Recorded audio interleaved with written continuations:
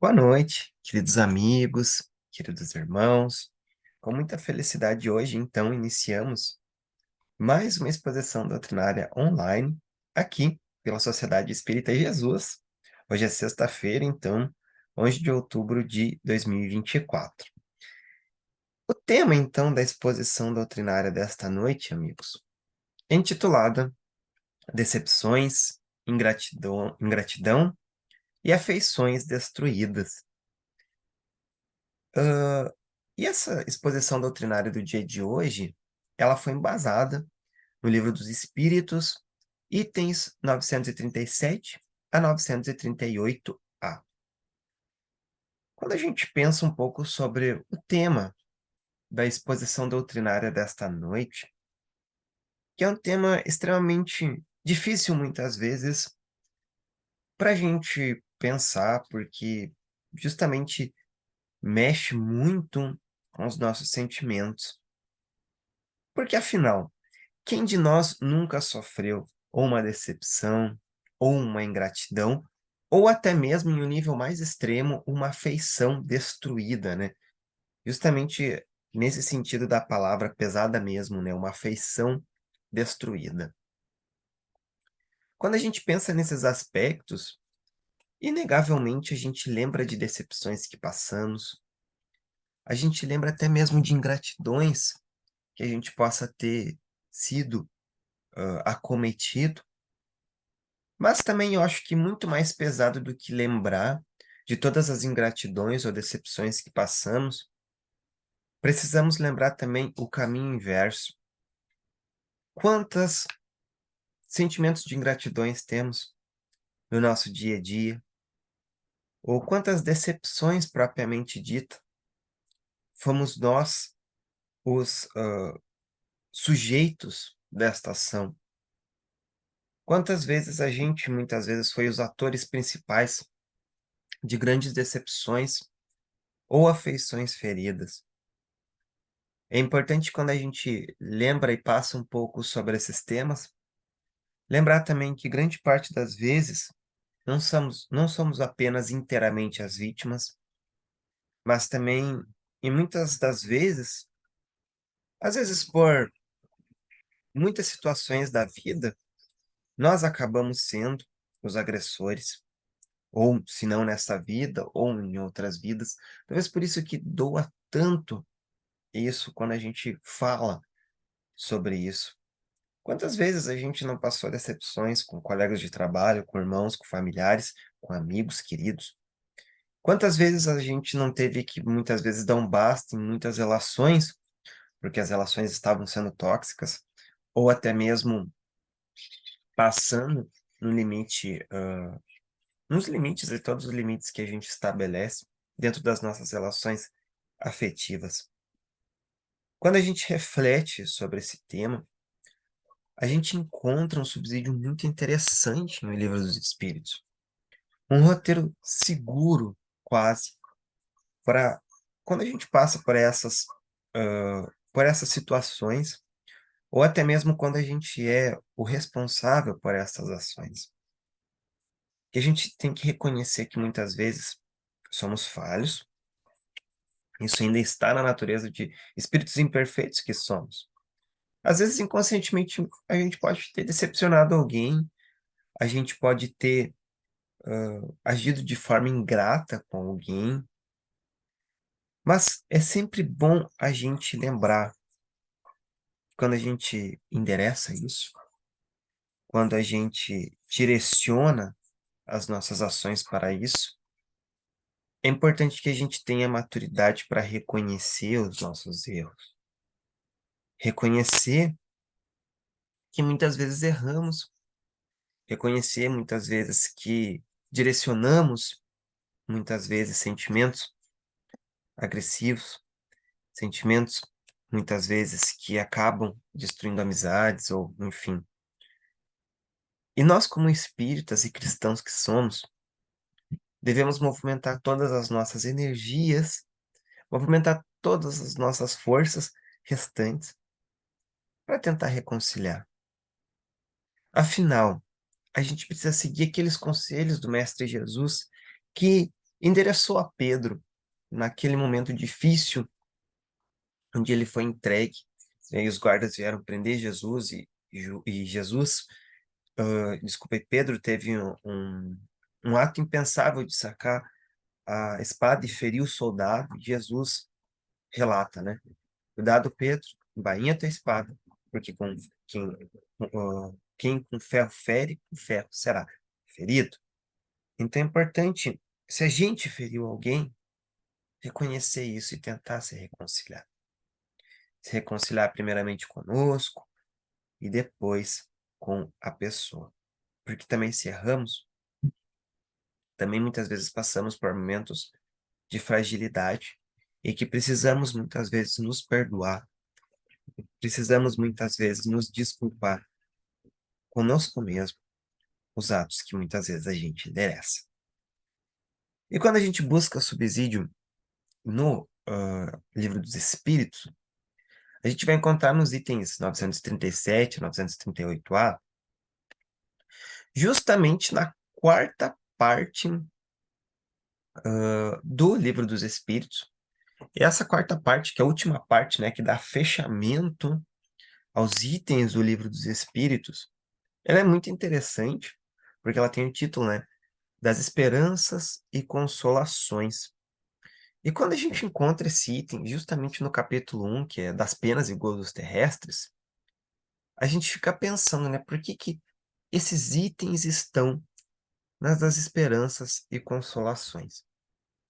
E logo de cara, quando a gente olha para o primeiro item, para o 937, desculpa, para o 937, onde Kardec, ele questiona, para o homem de coração, as decepções oriundas da ingratidão e da fragilidade dos laços da amizade não são também uma fonte de amarguras? Engraçado, quando Kardec elaborou essa questão, ele usou essa expressão, o homem de coração.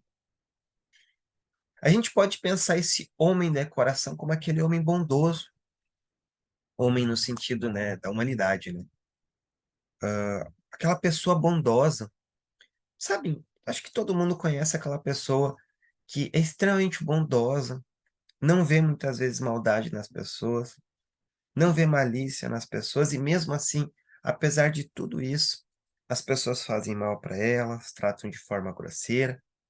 Talvez a gente tenha visto ou até mesmo vivenciado esses fatos de visualizar uma pessoa que é extremamente bondosa sofrer na mão de carrascos, que muitas vezes são maus por apenas serem maus, né?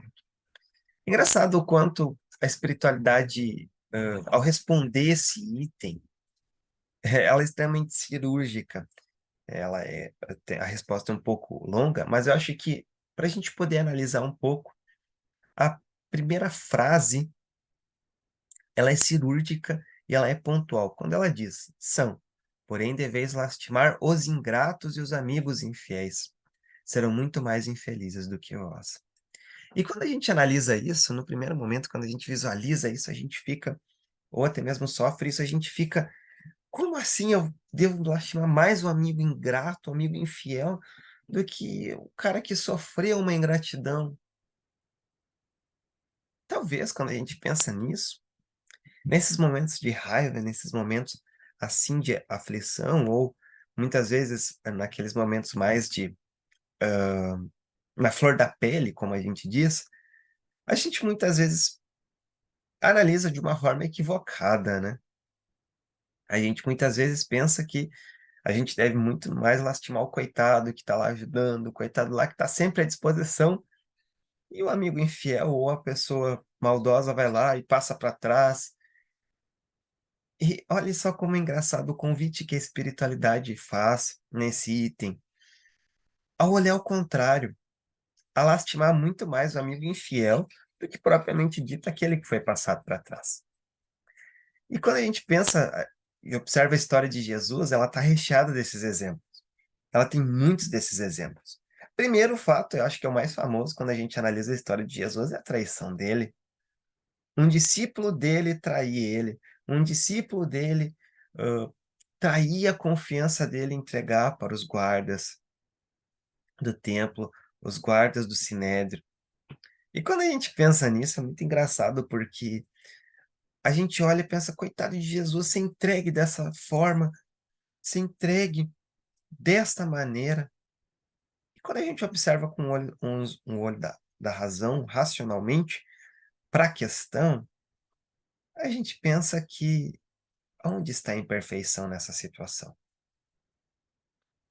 Está no amigo traído ou no traidor? Onde está a imperfeição pensando nisso? Pelo menos naquele momento, há 2000 anos atrás, onde estava a imperfeição? Estava em Judas.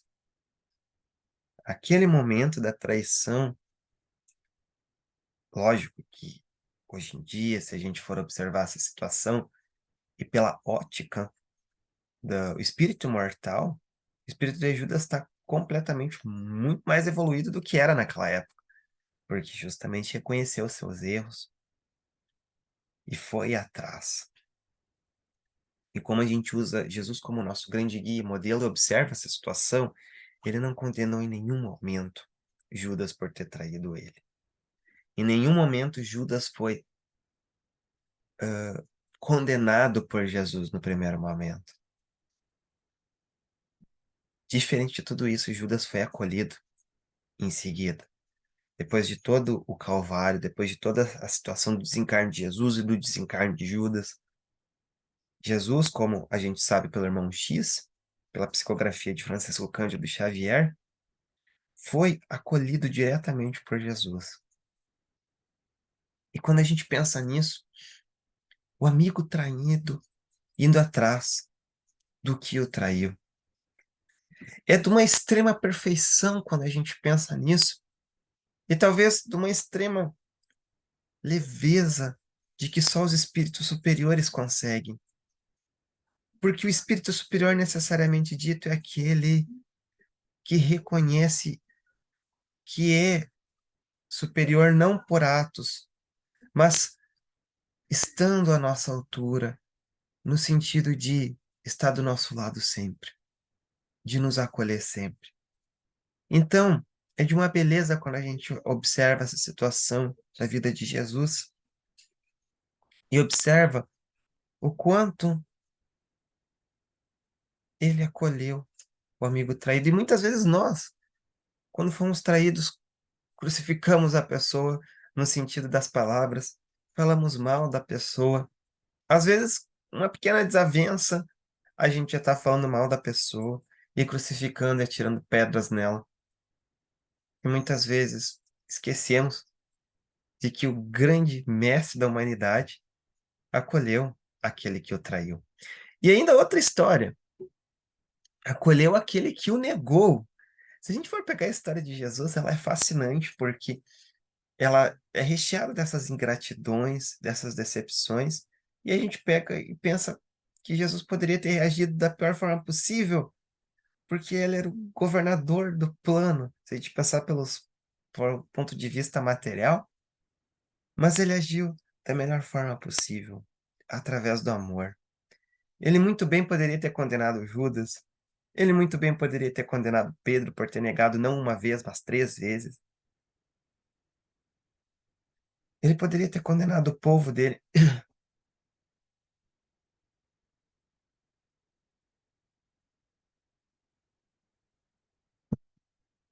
por tê-lo negado, mas pelo contrário, ele acolheu todos aqueles que o traíram, todos aqueles que o negaram, perdoou todos aqueles que o crucificaram, no sentido literal da palavra.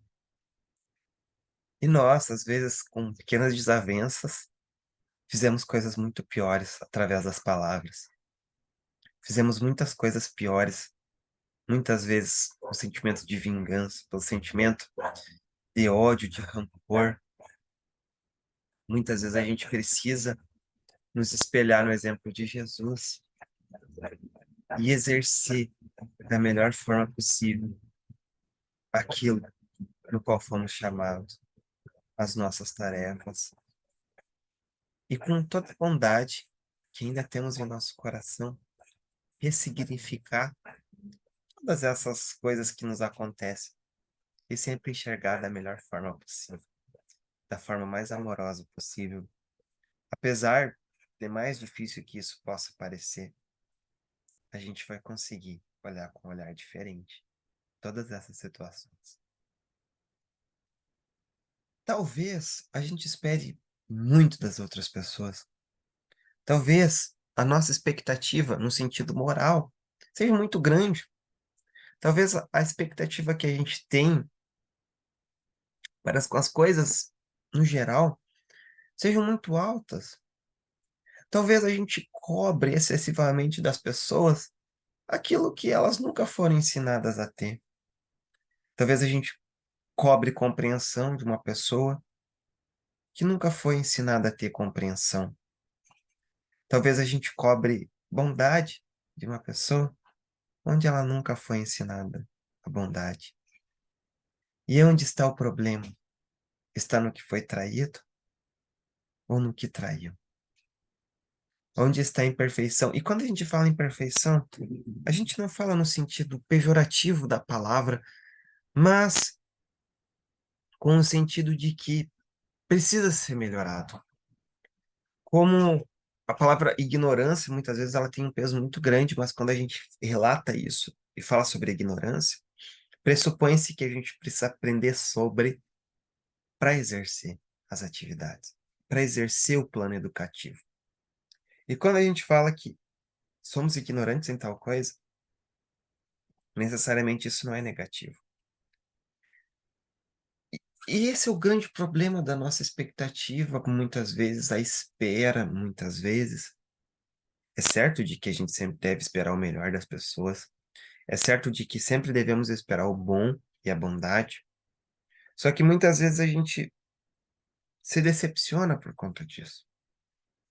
E aí, quando a gente se decepciona, a gente precisa ressignificar o nosso olhar e olhar de uma forma diferente. Talvez essa pessoa nunca tenha tido a oportunidade de aprender e exerceu naquela situação de forma equivocada. Aí que uma outra palavra surge nesse meio tempo e no meio disso tudo, e que é muito importante, que a gente precisa sempre aplicar, que é o perdão. Eu sei muito bem que é difícil. O perdão é um caminho muito difícil. O perdão não é tão simples e fácil de ser exercido, é muito complexo. Pelo contrário, o perdão, ele é uma das coisas talvez mais difíceis de ser exercida, seja o perdão, na nossa caminhada como espíritos imortais que somos. Quantas vezes a gente precisou recomeçar por justamente não saber perdoar? Justamente por, às vezes, ser rebelde ao ensinamento, às vezes ser, muitas vezes, carrasco consigo mesmo e com os outros, de muitas vezes o orgulho também, porque mais para frente, na mesma questão que a gente comentou, que ele vai falar que ingratidão ela é filha do egoísmo. E muitas vezes a gente é ingrato, muitas vezes a gente, às vezes, decepciona as pessoas puramente pelo egoísmo. Puramente pelo egoísmo. Porque se a gente for ver todos os males da humanidade, elas se resumem ao orgulho e ao egoísmo. Até talvez a questão do perdão seja essa questão do orgulho. Sou orgulhoso, não vou perdoar. Muitas vezes não vou sair desse meu conforto mental, que muitas vezes o orgulho ou qualquer outro vício proporciona. E é aí que a gente precisa sair dessa zona de conforto e exercer da melhor forma possível o que temos dentro de nós, o amor que a gente tem dentro da gente. Às vezes, muito bem, eu sei, é difícil, mas aí que a gente precisa ter a maturidade para admitir que erramos, a maturidade para exercer as nossas tarefas, por mais simples que elas sejam. Talvez o perdão inicie-se com uma simples tarefa, às vezes uma simples palavra, ou muitas vezes nem precisa ser dito propriamente dito, eu te perdoo, mas por ações já fica compreensível o perdão. Ou até mesmo um simples pensamento.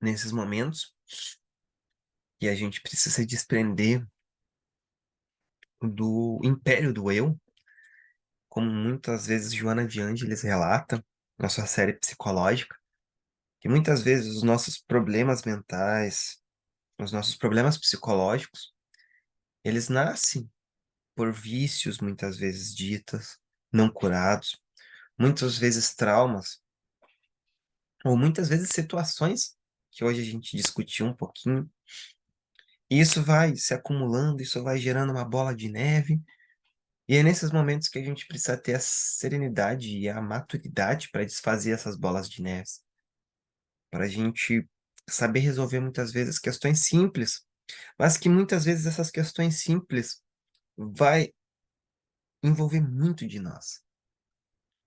Aí o desprendimento, né? O desprendimento que a gente sempre tanto fala, que a gente só vai conseguir vencer o egoísmo e o orgulho com amor, com bondade, com caridade.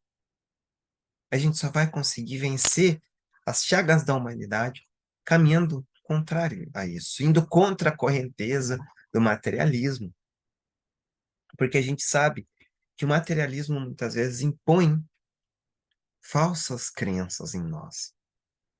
E o Espiritismo veio como um contraponto a todo o materialismo.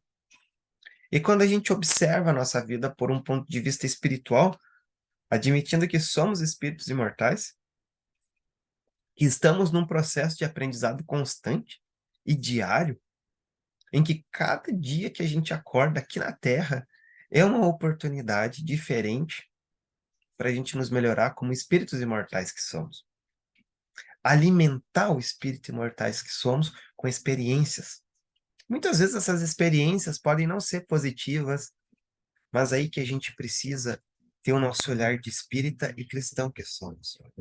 A observar essa situação, a observar esse momento com um olhar sereno, com um olhar de aprendizado, de que tudo passa, e principalmente não investindo na senda do orgulho, não investindo na senda da vaidade. Porque quanto mais a gente vai por esse caminho, por mais que a gente vá por esse meio, a gente vai mais nos distanciar da felicidade e de dias perfeitos. Muito interessante quando a gente fala nisso, em dias perfeitos, que saiu ano passado um filme muito interessante falando sobre isso e sobre todas essas questões que a gente comentou antes, que talvez a gente coloque expectativa muito grande no materialismo propriamente dito, mas que a gente só vai conseguir sair, desfazer essa bola de neve que muitas vezes a gente se encontra, seja do orgulho, do egoísmo, da ingratidão e das decepções, a gente só vai conseguir sair dessa olhando por um ponto de vista espiritual. E quando a gente observa isso, a espiritualidade muitas vezes ela está nas coisas simples da vida. Ela não está nas coisas mais complexas do mundo. Às vezes observar a natureza, observar como a luz solar passa entre as folhas numa árvore, ou às vezes o desabrochar de uma flor, ou o colorido de uma flor, muitas vezes é capaz de nos chamar para o belo, para o alto, dando oportunidade para um pensamento elevado. E existe um filme chamado Dias Perfeitos, de 2023, que ele justamente vai falar isso. Talvez aquelas nossas tarefas mais simples do dia nos chamem para a espiritualidade. E em Dias Perfeitos, a gente vê a história de um protagonista que ele exerce tarefas muito simples no seu dia a dia, mas todas essas tarefas que ele faz são bem exercidas e ele sempre observa a natureza à sua volta. E toda vez que ele observa a natureza à volta dele, ele se sente feliz, diferentemente dos colegas de trabalho deles, que esse filme se passa numa grande metrópole, se passa em Tóquio, né, um filme japonês.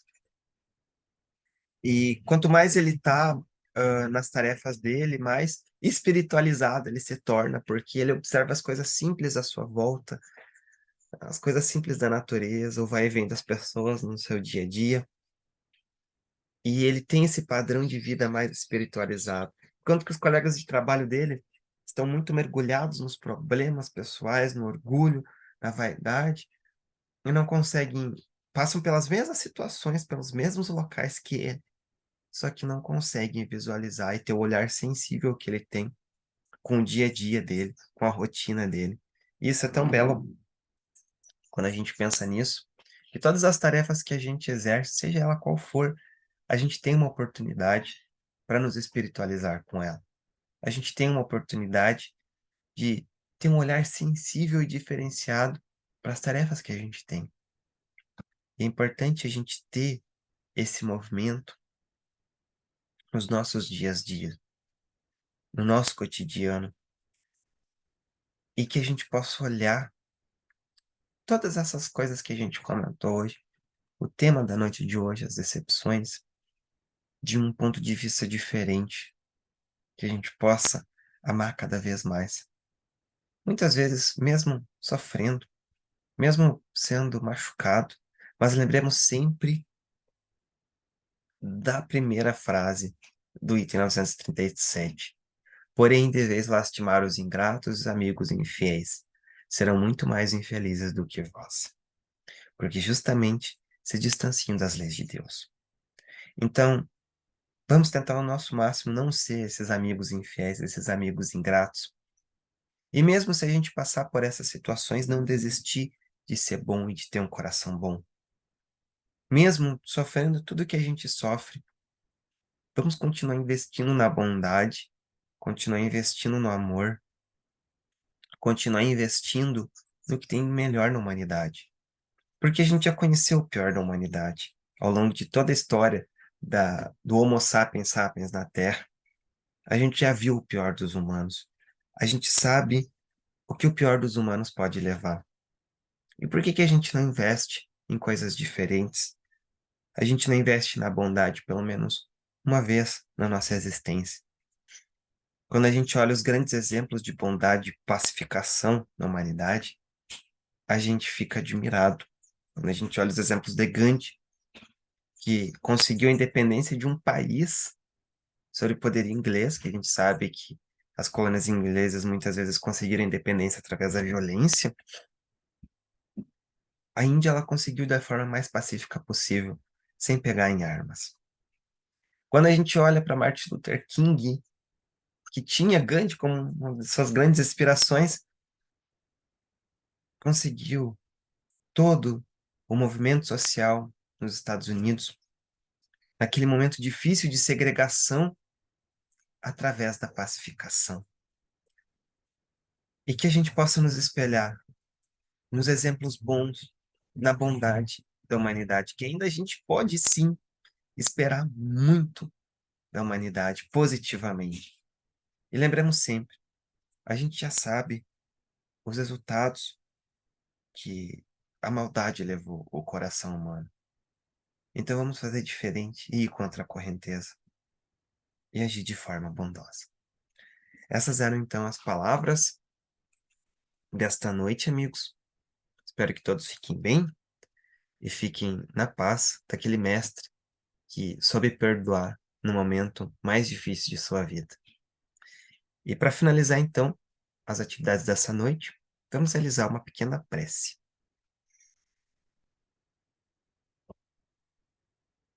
Então vamos fechar os nossos olhos físicos,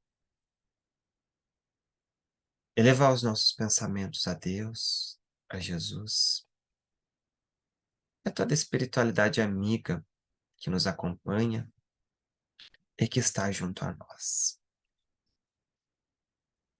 Agradecer por todas as situações que vivenciamos, todas as situações que passamos no nosso cotidiano, sejam estas boas, sejam estas ruins, porque todas elas são oportunidades divinas para o melhoramento da humanidade. Graças te damos, a Deus da vida, Deus da bondade, Deus da justiça, e que possamos sempre nos espelhar na bondade e no amor de Jesus. o nosso guia e nosso modelo. Obrigado a todos por estes momentos de reflexão e que possamos ter um ótimo final de semana e que possamos sempre exercer a bondade aonde quer que estejamos, florescermos aonde fomos plantados. Obrigado a todos, desejo a todos uma ótima noite e que assim seja.